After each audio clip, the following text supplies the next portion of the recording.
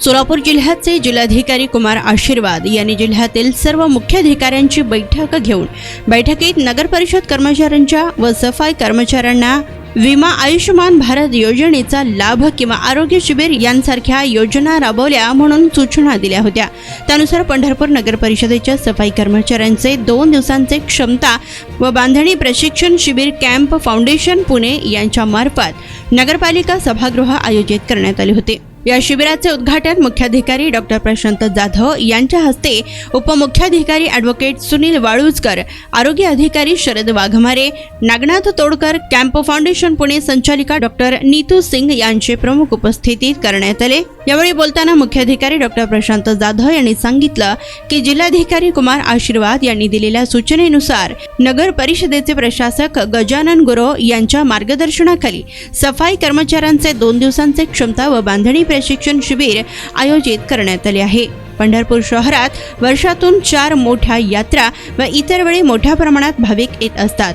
येणाऱ्या भाविकांना सेवा सुविधा देत असताना आरोग्याचे यंत्रणेवर ताण येत असतो। शहर स्वच्छतेचे काम नगर परिषदेचे सर्व सफाई कर्मचारी अतिशय प्रामाणिकपणे करीत असतात, परंतु स्वच्छतेचे काम करत असताना काळजी घेणे ही आवश्यक आहे। कर्मचाऱ्यांमध्ये जागृती यावी म्हणून या शिबिरात सफाई कर्मचाऱ्यांचे दररोजचे काम व त्यामध्ये घ्यावयाची काळजी, सफाई कामातील जोखीम व त्याबाबत घ्यावयाची दक्षता आणि सफाई कर्मचाऱ्यांचे आरोग्यविषयक समस्या आणि त्यावरील उपाययोजना यासाठी या शिबिराचे आयोजन करण्यात आले आहे।